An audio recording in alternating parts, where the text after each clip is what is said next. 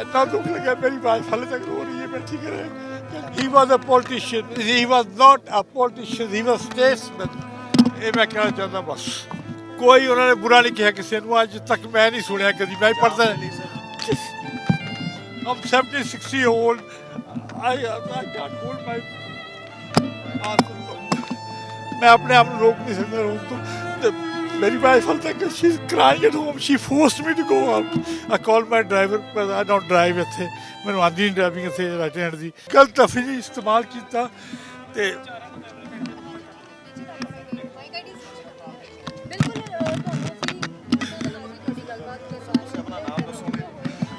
पाबला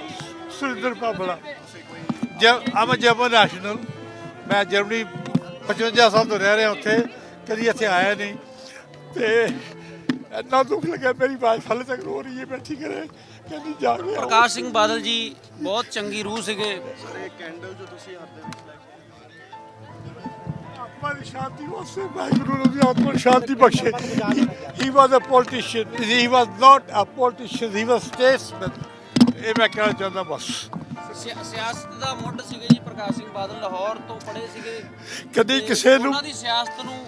salute ਹੈ ਜੀ ਕੋਈ ਉਹਨਾਂ ਨੇ ਬੁਰਾ ਨਹੀਂ ਕਿਹਾ ਕਿਸੇ ਨੂੰ ਅੱਜ ਤੱਕ ਮੈਂ ਨਹੀਂ ਸੁਣਿਆ ਕਦੀ ਮੈਂ ਪੜ੍ਹਦਾ ਸਰ ਤੁਸੀਂ ਕਿੰਨਾ ਕਿੰਨਾ ਵੱਡਾ ਘਾਟਾ ਹੈ ਇਹਦਾ ਘਾਟਾ ਕਦੀ ਪੂਰਾ ਨਹੀਂ ਹੋ ਸਕਦਾ ਸਾਹਿਬ ਕਦੀ ਪੂਰਾ ਹੋ ਨਹੀਂ ਸਕਦਾ ਮੈਂ ਜੀ ਮੈਂ ਪੜ੍ਹਦਾ ਸੀ ਉਦੋਂ ਮੈਂ 22 ਸਾਲ ਦਾ ਸੀਗਾ ਫਰੈਂਕਫਰਟ 'ਚ ਪਹਿਲੀ ਵਾਰ ਆਇਆ ਸੀ ਸਰਦਾਰ ਸਾਹਿਬ ਉਹ ਦਾੜੀ ਬੰਨ੍ਹਦੇ ਸੀਗੇ ਕਾਲੀ ਦਾੜੀ ਸੀਗੀ ਹੁਣ ਤਾਂ ਦਾੜੀ ਖੁੱਲੀ ਰੱਖਦੇ ਸੀਗੇ ਉਦੋਂ ਮਿਲਿਆ ਹੈ ਮੈਂ ਫਰੈਂਕਫਰਟ ਦੀ ਉੱਥੇ ਯੂਨੀਵਰਸਿਟੀ 'ਚ ਆਪਣੀ 'ਚ ਤੇ I have so much respect for the man and I'm 76 old I can't hold my मैं अपने आप रोक नहीं सकता रोक तो मेरी वाइफ हाल तक she is crying at home she forced me to go out I call my driver पर आई डोंट ड्राइव इत्थे मैनूं आंदी नहीं ड्राइविंग इत्थे राइट हैंड दी ते I just came just to pay my respects to the man ਨਵੇਂ ਸਿਆਸਤਦਾਨ ਜਿਹੜੇ ਇਸ ਵਕਤ ਸਿਆਸਤ ਦੇ ਵਿੱਚ ਆ ਰਹੇ ਉਹਨਾਂ ਨੂੰ ਪ੍ਰਕਾਸ਼ ਸਿੰਘ ਬਾਦਲ ਉਹਨਾਂ ਦੀ ਸਿਆਸਤ ਤੋਂ ਕੀ ਸਿੱਖਣ ਨੂੰ ਮਿਲਦਾ ਉਹਨਾਂ ਦੀ ਜ਼ੁਬਾਨ ਸਿੱਖ ਲੈਣ ਤਾਂ ਇਹ ਸਿਆਣੇ ਬਣ ਜਾਣਗੇ ਬਸ ਕਦੀ ਕਿਸੇ ਨੂੰ ਲਿਆ ਕੇ ਔਰ ਕਦੀ ਕਿਸੇ ਨੂੰ ਬੁਰਾ ਨਹੀਂ ਕਿਹਾ ਕਿਸੇ ਦਾ ਵੈਸ ਵੀ ਜਥੇਦਾਰ ਸਾਹਿਬ ਪ੍ਰਸ਼ਾਦੇ ਛਕ ਕੇ ਜਾਇਓ ਕਾਕਾ ਜੀ ਆਓ ਅੰਦਰ ਬੈਠੋ ਤੁਸੀਂ ਬਾਹਰ ਕਿਉਂ ਬੈਠੇ ਹੋ